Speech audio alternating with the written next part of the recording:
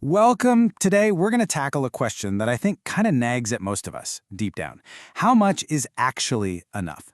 We're not talking about some fantasy of being a billionaire. We're talking about defining what financial freedom looks like for you, and then, and this is the important part, building a real concrete plan to get there. So let's get into it. This quote from Earl Nightingale just hits the nail on the head, doesn't it? It perfectly captures this weird situation so many of us are in. We have this vague dream of having more, but we end up settling for way less, mostly because we've never stopped to figure out what more even looks like. And that, right there, that lack of a clear target, is the very first thing we've got to fix. So yeah, this is the big question, and we need to answer it with laser precision. Vague goals like, I want to be wealthy, are, well, they're pretty much useless. They're basically the financial version of just hoping you win the lottery. It's not a strategy, it's just a daydream. To really get to financial freedom, you absolutely need a precise target. And look, this isn't just some motivational fluff. Giving your brain an actual number to aim for is the key. It's like you're unlocking its ability to figure out how to get there. I mean, think about it this way. Telling yourself you want more money is kind of like plugging drive somewhere nice into your GPS. It's a useless command, right? It can't help you. But if you give it a specific address, a really clear destination, boom, it instantly calculates the best route to get there. Your financial goals need that exact same level of clarity. Okay, now for the really fun part. Let's actually figure out your number. And for a minute, I want you to forget your current budget, forget your current limitations. We're going to design your ideal life from the ground up and put a real price tag on it. This looks simple, but trust me, it's an incredibly powerful exercise. And I'm serious. Go ahead and grab a piece of paper or just open up a note on your phone. Let's turn those daydreams into a real, tangible financial target, one category at a time. So for each of these categories, and any others you can think of, do not write down what you spend now. No, write down the cost of the life you actually want. You want to dine at that amazing restaurant once a week? Put it down. You want to drive a brand new car that you trade in every couple of years? Write it down. Don't hold back. What does your ideal life really cost per month? Now, as you're doing this, there's probably a little voice in your head going, this is insane, there's no way I could ever afford this. That is totally normal, but just remember this. Financial success isn't just for some select lucky few. It's for absolutely anyone who's willing to follow a plan. All right, so once you have your number, your financial destination, you need the route to get there. And this is it. This is the blueprint. It's a super simple but really powerful plan that you can start using right away with the income you have right now. And here's a really crucial mindset shift. Most people think, oh, if I could just earn more money, all my problems would be solved. But the real solution? It's forming new habits with the money you already have. This whole plan is about changing your behavior, not just your paycheck. And the system couldn't be simpler.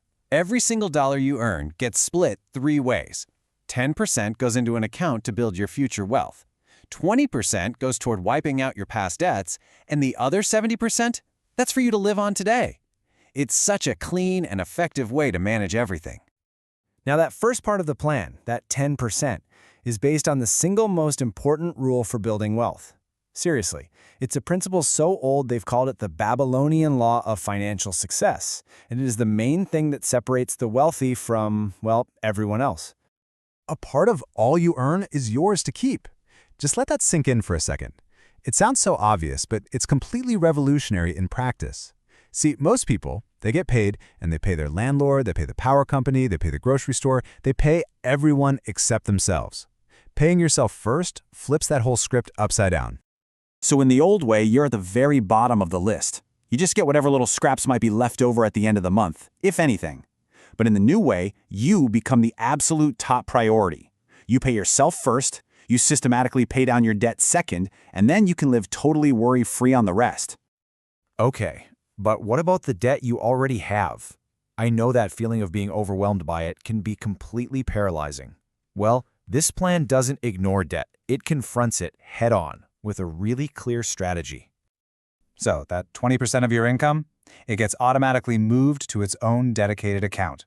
I want you to think of this as your debt elimination war chest. Its one and only purpose is to systematically destroy every single consumer debt you have.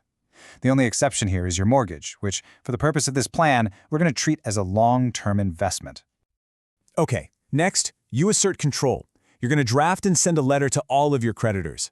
Now, this is not a request, it's a statement of fact. You're telling them, I have a plan, I am in charge now, and this is how you will be paid back, systematically.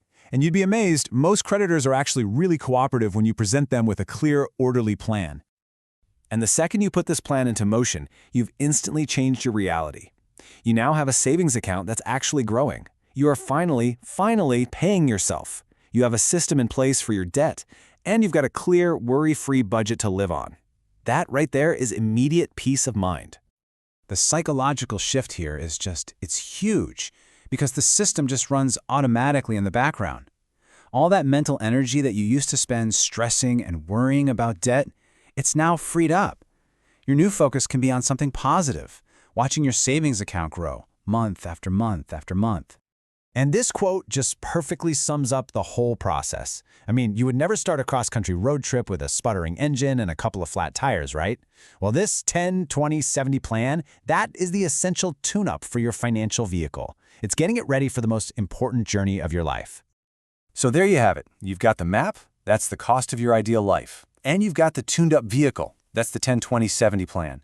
Everything you need is in place, which really just leaves one final and kind of provocative question for you to answer. When are you going to turn the key and start the journey?